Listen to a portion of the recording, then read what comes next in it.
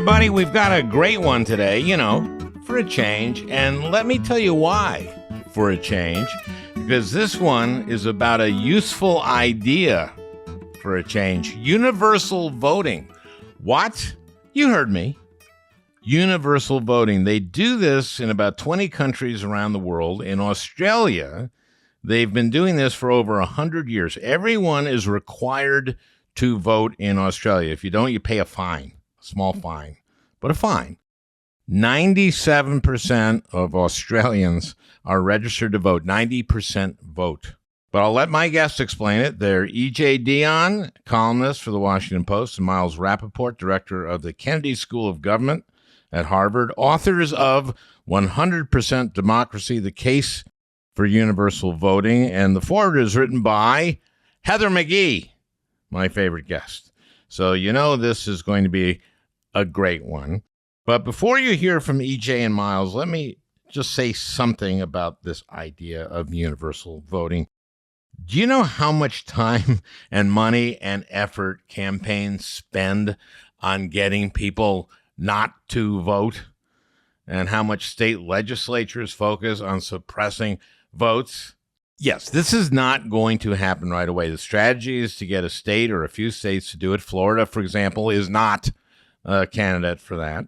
But California is, and Massachusetts, or Minnesota. And speaking of Minnesota, a little while ago, we just joined the National Popular Vote Interstate Compact. The what, Al?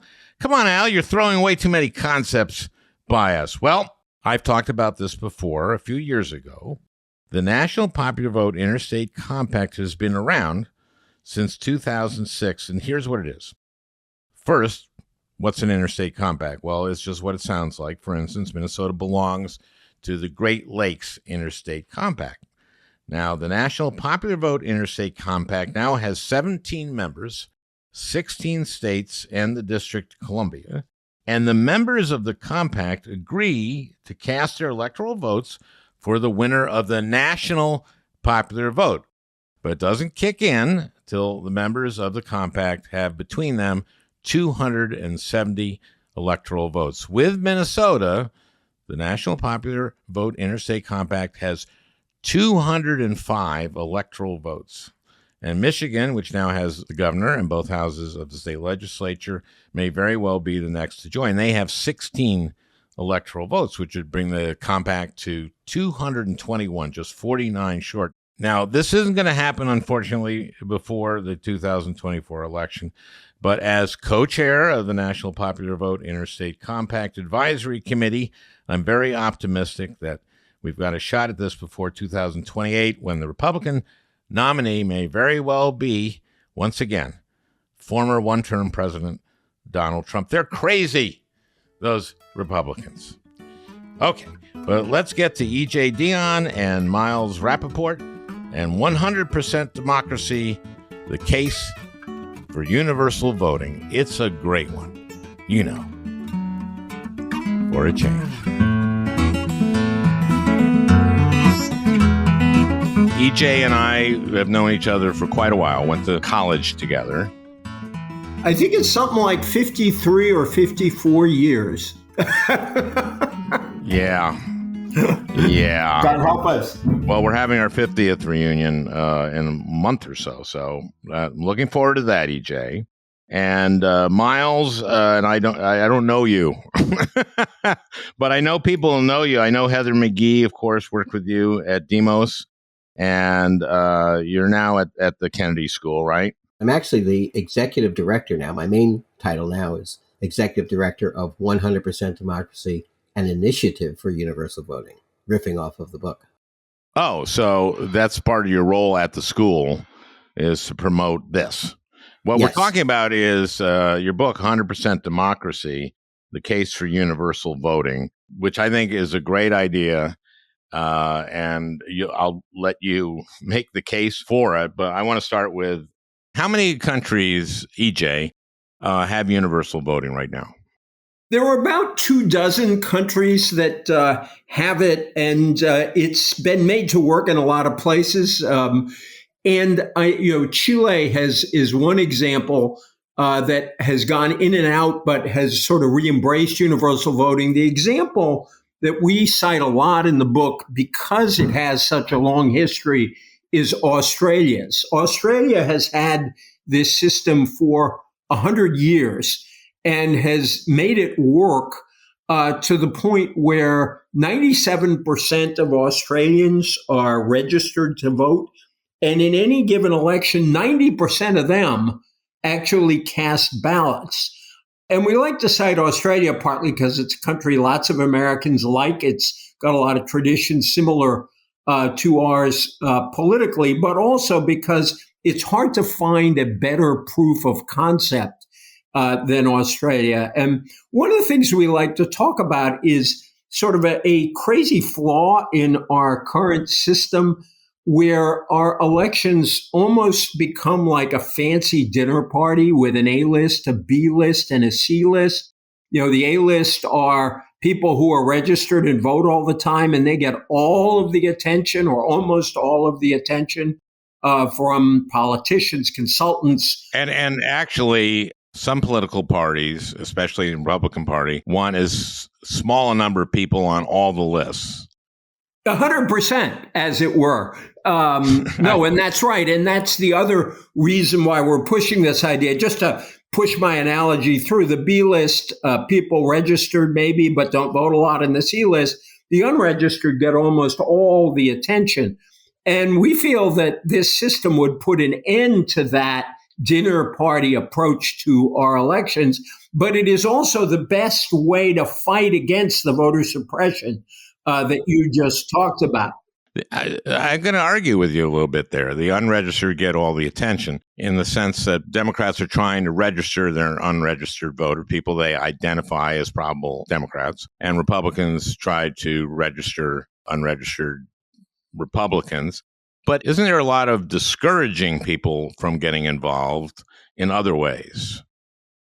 Well, that is part of the point of what we are arguing for, because if everybody in politics understands that everybody is going to vote, or almost everybody is going to vote, voter suppression doesn't work because it effectively becomes illegal. Secondly, everybody on all sides knows that they have to appeal to a broad electorate, and that trying to just tamp down the other side's turnout, either through legal measures, as has happened in roughly 19 states that are trying to make it harder to vote, or through campaigns that just try to so attack and demonize the other candidate that their own supporters just won't show up. We feel that this system provides an incentive for a different kind of politics that encourages people to participate, because everybody knows they're accountable to everybody. And as I say, all the provisions we propose around universal voting are aimed at making it easier to register and easier to vote. Well, it should be if you're required to vote, and you're required to vote in Australia, and if you don't, you pay a small fine, right? Correct. Okay. This is, of course, with federal elections. Don't states run their elections? Yes, states do run their elections. And in fact, what we hope will happen with universal voting is that some states and some adventurous municipalities will really take to adopting this, and that will sort of generate pressure federal. You could do this as a federal law, but we don't expect it. Our focus in the effort to move universal forward is the states. So the sequence that you're looking at is California or some other state saying, we're just going to make it mandatory that everybody votes. And the state legislature passes that, and the governor signs it, and the Supreme Court of the state signs off on it. Yes, exactly. We would love to see that in a number of states. California is so big, it might not be the first. But yes, we would love to see California. We actually had a bill that was proposed in the state of Washington that had a public hearing and was passed out of committee. So the discussion is beginning, and I'm delighted to see Now, it. thus far, Americans are not for this, but you're part of the reason we're doing this is to talk about why we should be doing this. And of course, people run campaigns, sometimes they target voters who don't vote enough. They have to spend a whole bunch of money targeting people who think they are their people and get them out. Right. And then there's a lot of money to suppress votes, to make people not vote. Right. So that both those expenditures would kind of go away. Right. Is that the theory? I mean, is that one theory? Yes. One theory? Yeah, this would really change the incentive structures for campaigns. And I can tell you that because I ran for election 11 times in the state of Connecticut, served as Secretary of the State. But the incentive structure is, going back to EJ's analogy of the dinner party, to go out and get your people. And if you can get one more of your people and one less of their people, then you win. And I think the incentive structure, therefore, is to kind of enrage to engage, scare people about the other campaign with negative advertising, et cetera. And we think that this changes that and turns it on its head, because if you have the idea that every single person is going to vote because they are required to do so, in the same way that they're required to serve on jury duty now, then you really have to be talking to everybody. And it makes it a persuasion campaign rather than a suppression and turnout campaign. As I read the book, the history of voting in the United States is probably different than a lot of people think. We've changed stuff. Everyone knows that only men could vote, only, I guess, white men. Could black men in the North vote? In some states, I mean, what you're looking at, property owners, right? It was property owners as well. It varied by state, before the Civil War. But what you're talking about is the right thing to talk about, which is that over the course of American history, we have steadily expanded our democracy to try to include everybody. We started with white men of property, and that was it. Then we expanded it to men without property. And then briefly after the Civil War, we expanded the electorate to include black men. And then Reconstruction was overthrown and black people in the South were disenfranchised.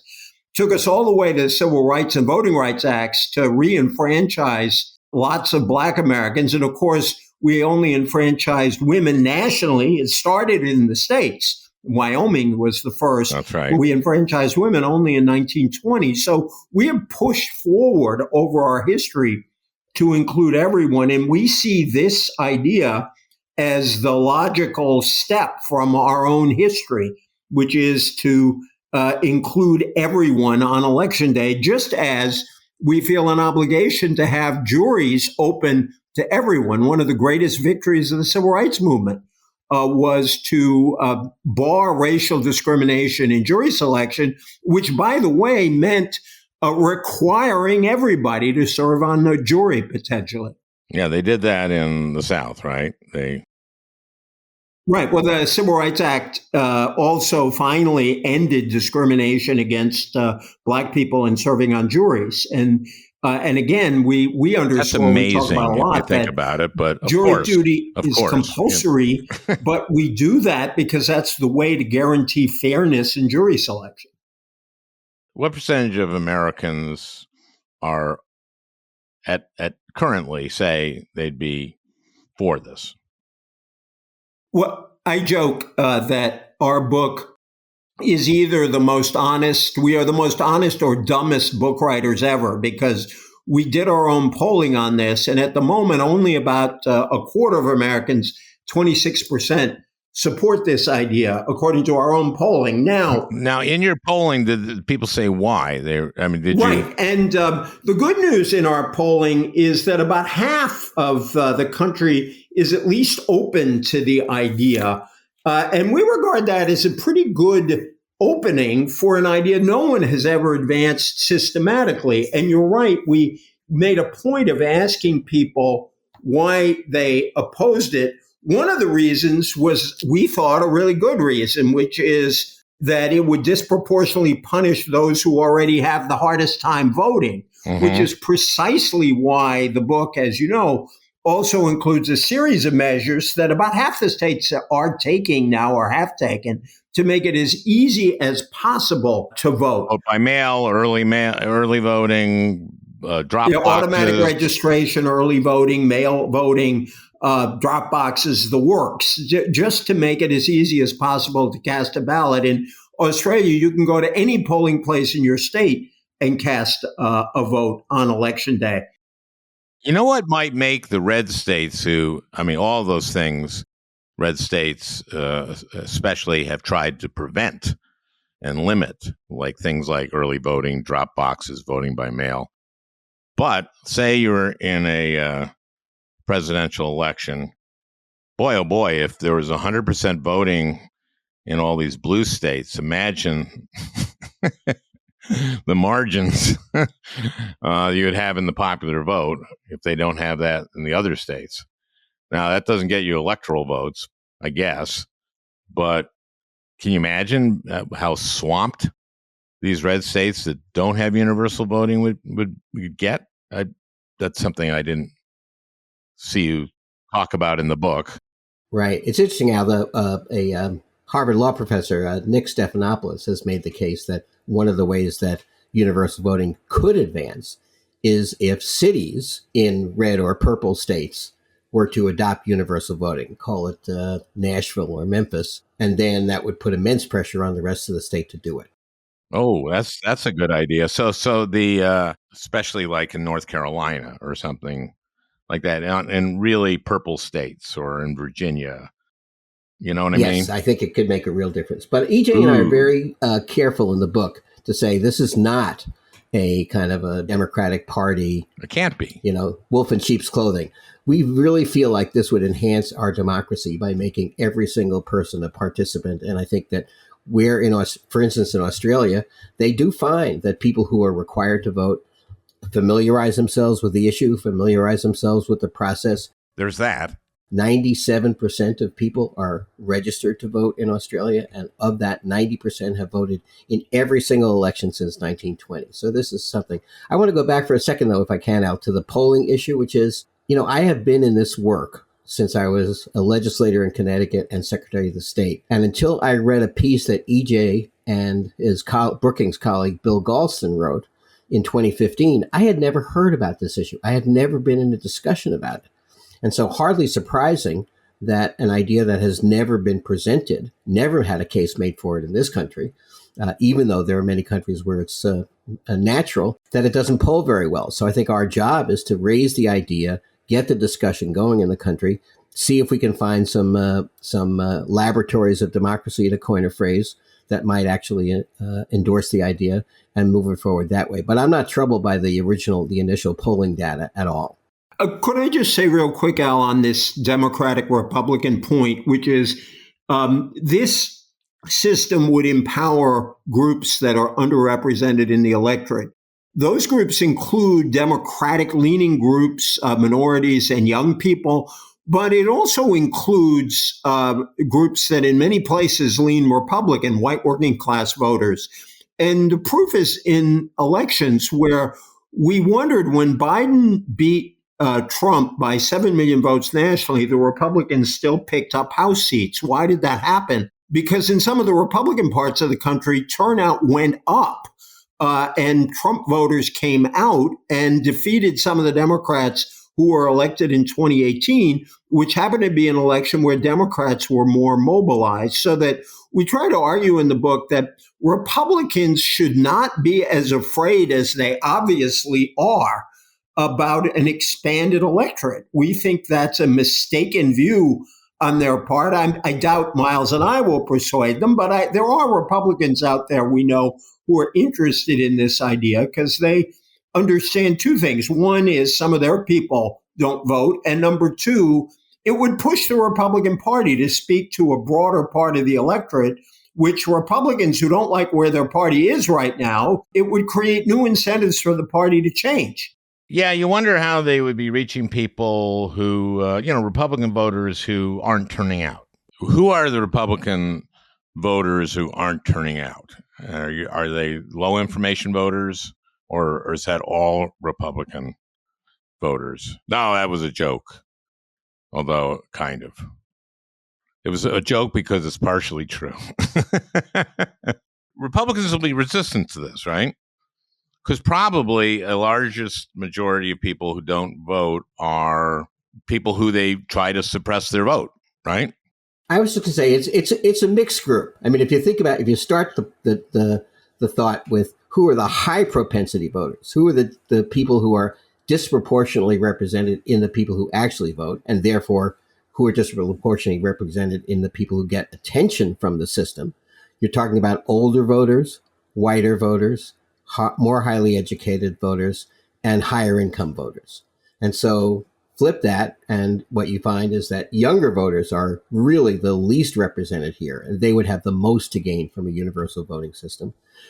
Communities of color also vote at lower levels than white voters, but it's gotten the percentages have narrowed significantly. And you have low education, lower income white voters, often in rural areas, and they would be advantaged by this too. So I think the point that EJ was making is you can't just say this is automatically going to impact or advantage one party or the other. But what would be advantaged would be a genuinely reflective electorate and a political system that had to respond to everyone. And we think that's a full good from either partisan perspective. Yeah, just to put, we have a chart, as you know, Al, in the book. 18 to 29's 54% turnout in 2020, 65 plus 74.5%, a big gap there. Less than a high school diploma, 41.5%, advanced degree, 83.0%. And then a smaller but still significant gap by race. So you're talking about a set of groups, some of which, certainly young people right now, are more Democratic, but other groups where it is not clear that this would automatically benefit Democrats. But what we do have is young people and less well-off people across the board are underrepresented in the electorate. So there's a real class skew that we think helps condition where the conversation in politics goes, where you really do want to bring in people of all kinds who are less privileged into the electorate. And there's some evidence that in countries that have this system, politicians of all parties, but public policy in general, tilts a little bit more to the less advantage than it does in countries that don't. Now, there are countries who do this, who have had problematic politics, right? Or have had problematic histories. You mean that have this system? That have the system, like sure. Brazil, right? Or although we sort of focused on the what you might call genuinely democratic, that is small d democratic countries, where we could agree that on balance these have been pretty healthy democracies. And there are a lot of very long-standing democracies. Again, our friends in Australia are the sort of banner carrying the banner leaders of this. Where this system has worked. Sure, North Korea has it, but we don't include North Korea on our list as model countries, although I'm sure some right-winger will throw that at us. Give me your second best country as an example. Belgium has it.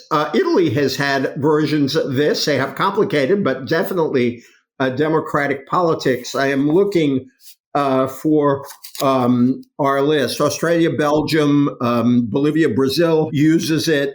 State in India, Greece uses it. Okay. These are among the countries that Luxembourg uses it. These are among the countries that use it. We have a little list in the book, but I won't bore your listeners by reading the whole list. Let me chime in with an interesting point, which is that the majority of countries in Latin America, and obviously many countries have troubled histories. Many countries have come out of troubled histories. Brazil has had a troubled history, but has, had a very high turnout elections, and they have brought about change. And as EJ said earlier, Chile has just reinstated on a very bipartisan basis to enact universal voting. The enforcement mechanisms vary a lot. I'll just take Uruguay, which is, has had this for years. It's a very democratic country, a very participatory country. And they link the provision of some public services, like even getting a passport, to whether you voted or not. We don't recommend that, but we should be clear. This is not a panacea or a magic elixir that will solve every problem, right. But it will absolutely significantly impact the turnout, and that's a huge piece of what we need to do. Okay, let me ask you, in your polling, Was there any difference between Republicans and Democrats in their answers? You know what's interesting about that? Now, our polling, to just be very clear, was done before Trump began his sort of attack on the entire electoral system. So, what year did you? We did the polling in January and February 2020. So it was at the beginning of the election year. What we found is the underlying premise of this is agreed to by a substantial majority of Americans. 61% of Americans agree that voting is both a right and a duty. Republicans and Democrats were equally inclined to say that. And at the time we did the polling, we had 33% of Democrats, but we actually at that time had 29% of Republicans who favored the idea. Independents were more resistant than either Republicans or Democrats, and that's probably people who don't much like or care as much about politics. Well, it'd be very interesting to me to see if that's changed, especially in light of what we've gone through since the 2020 election. And I'd like us to go back and do some more exploration on this at some point. Yeah. Yep. Well, Miles, you're doing some polling work on this that you might want to talk about. We are actually, doing some general polling, but some polling specifically among Republican and Republican-leaning independent voters. Did you poll at the Trump town hall meeting? Was that where you were doing your polling? Yeah, it was an exit poll. No, okay, but we're trying to get a more representative polling than that. Yes, I would think. But I want to go back and say that the argument has to be made for this issue. I mean, one of the things that I've found problematical about the debate about voter issues the last few years is it's sort of like trench warfare around, can we get 3 more days of early voting? Can we try to have 3 less? Do we need a photo ID or just a non-photo ID? Are ballots being mailed to everybody or just certain people? And on the one hand, it's important to have that fight. But on the other hand, we both feel that it's really important to leap over that, to sort of set up a North Star reform, which is the fundamental premise that everyone should participate in our acts of self-government and our democracy. And, it's a long-term fight. We recognize that. But we want to try to elevate that notion, which has not really been, the case has not really been made for it. And the idea of universal voting, which, as EJ said, has 100 years of proof of concept elsewhere, but not in the United States, I think is that kind of a North Star reform. And so I'm excited to be working on it, partly because it just gets us out of this frame of 2 steps forward and 2 steps back. It's just that, the polling you did was in early 2020. Obviously, a lot happened, including the president and at that town hall saying that, still insisting that the election was stolen and there's all kinds of fraud, et cetera, et cetera. So I would be interested in see what the numbers are for Republicans and Democrats. By the way, we think, Al, there's a kind of paradox here, which is if we had a system where everybody in the country knew that everybody was going to be voting, we think in the long run, it could reduce the likelihood that people will yell fraud, because the whole idea of these false claims of fraud is that some people somewhere stuff a ballot box with ballots not cast by real people. The idea here, and by the way, we have some stuff on that boring but essential topic of voter administration, where we really think that it's important to support our whole election system to make it work. But if everybody knows that everybody is voting, we think in the long run that reduces the likelihood that these claims of fraud proliferate. So I think that's paradoxical given where some of the Trump voters are or supporters are now. Right. Republicans have just basically been in the job of suppressing votes. That's where they go. They dribble to the right. That's where they go. They're right-handed. Listen, I think this is one of a number of fabulous ideas, and it includes a lot of things that we've already instituted, motor voter, drop boxes, voting by mail, all these things that, of course, Trump railed against, but that are just make it easier for people to vote. And also, you're suggesting, and I think it's absolutely crucial, that we make Election Day a holiday, a federal holiday. Right. That way people can take it off. And there are some people can't even take holidays off, but, make it easier for them to vote on other days if they have to. Al, I want to push back on one thing that you said, by the way. I do think that there's a tremendous kind of movement within the Republican Party to try to make it more difficult for people to vote, and that's a shame. But I was recently at a conference of election officials, as opposed to necessarily state legislators. And one of the things that happened in 2020 was that election officials of both parties figured out how to deal with the pandemic, figured out how to deal with the 400 lawsuits that were filed to change the procedures all the time. And we had a record turnout, somewhere around 65, 66%, depending on how you count it. So the election officials, I think, even many Republican election officials really worked hard to do a job. And it's a shame that they are now being undercut and vilified by people in their own party, because I think the actual administration of elections has gotten better and better, even while the name calling about election officials has gotten worse and worse. And worst among them, President Trump. Worst among them, President Trump. Absolutely. Right. Absolutely. I just want to underscore what Miles said, because one of the shames about what's happened since 2020, it was an amazing achievement. We were in the middle of a pandemic, and all over the country, states and localities did everything they could to make it easier for people to vote. And we had this huge spike in turnout, not only because the election was very consequential, which obviously it was, but also because people showed that if you make it possible for them to cast ballots, they're going to go into that system. Since then, as you suggest, Al, the Brennan Center has done some great work on this. About half the states have built on the 2020 achievement and tried to make it easier still to vote. But somewhere right now, I think the count is like 19 or 20 states have kind of pulled back on the advances made in 2020. And that's a real shame. Just right off the top of your head, can you name some of those states? You mean the ones that have pulled back? Yes. Georgia, Texas, a number of states, in the South. They're Republican states. I mean, it is broadly speaking, a partisan split between Republican and Democratic states at the moment. Now, is this something that Congress can pass? In other words, is this, let's say we somehow pick up a couple seats in the Senate and take the House again, and Biden's reelected. We got enough.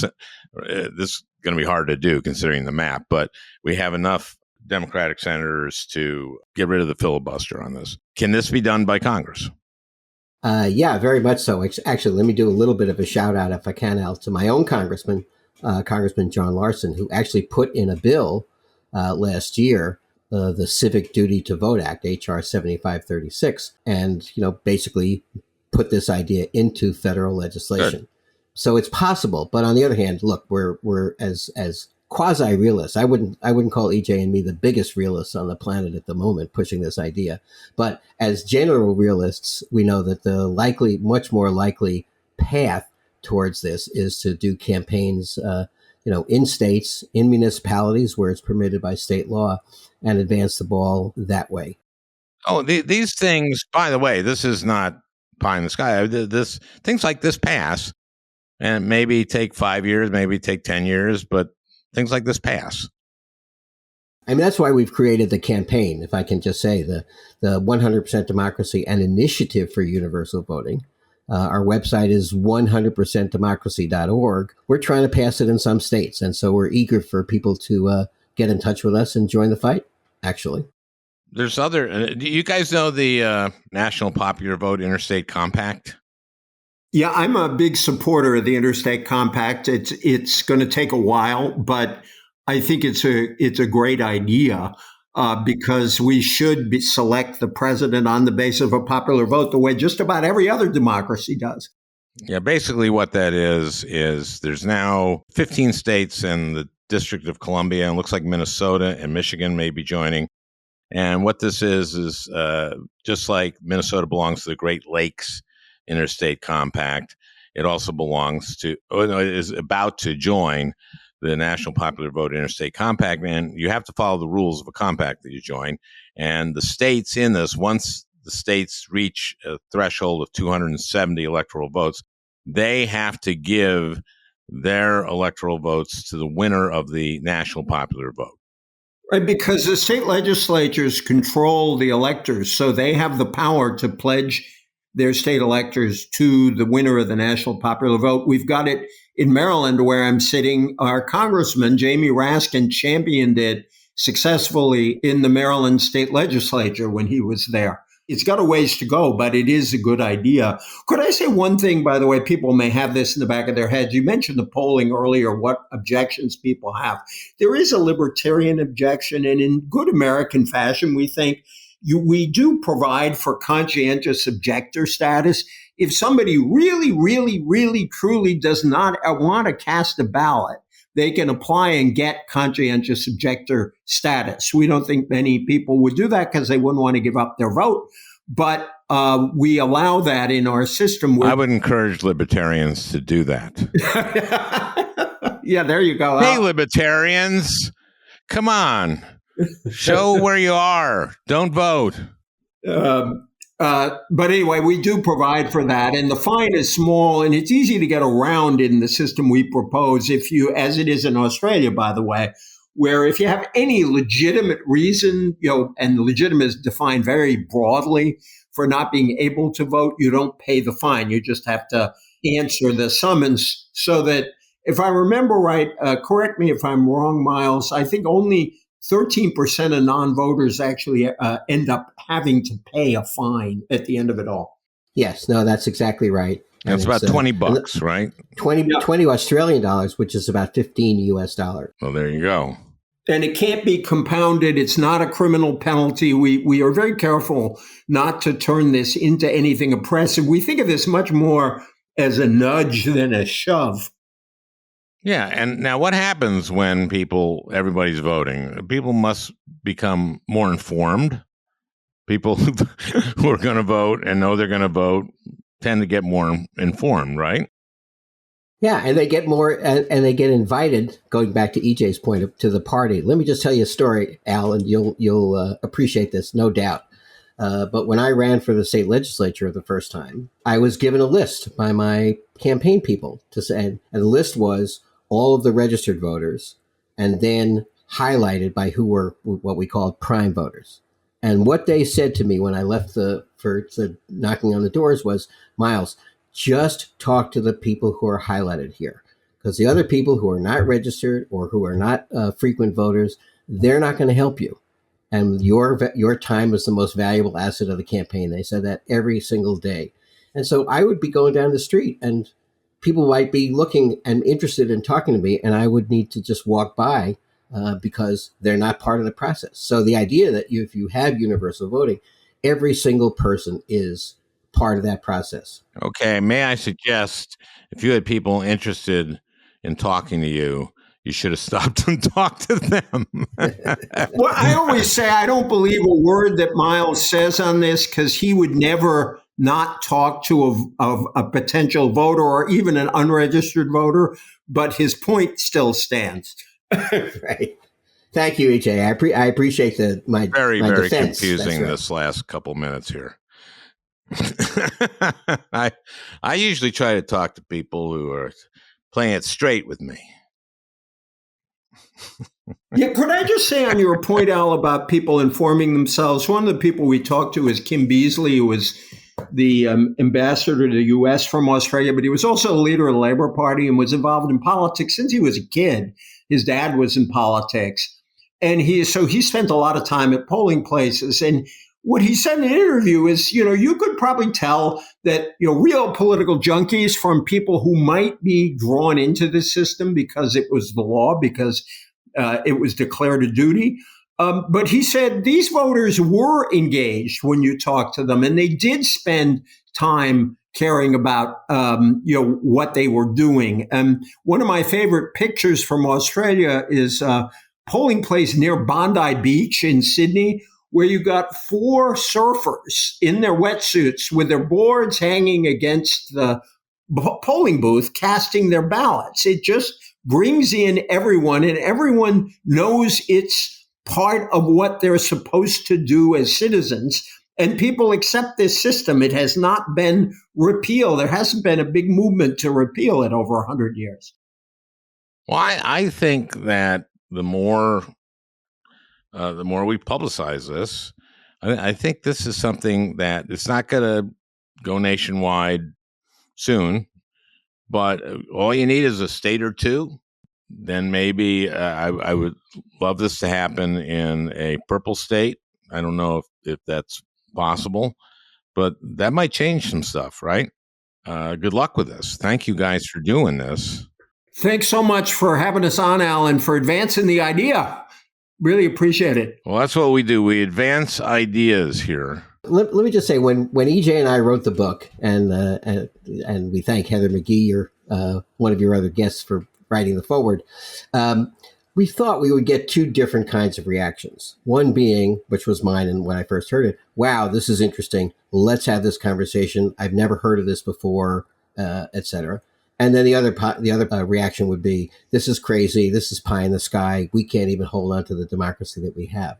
But I have been very encouraged, I have to say, apropos to your point of a minute ago, that the far larger reaction that we have gotten has been, wow, this is interesting. I never thought about it. Let's begin the discussion. And so we are hoping to do, through the Initiative for Universal Voting, find some places, actually Minnesota would be a place I would love to do, tell you the truth, that are willing to experiment, willing to advance themselves. We always have the highest turnout for elections in Minnesota.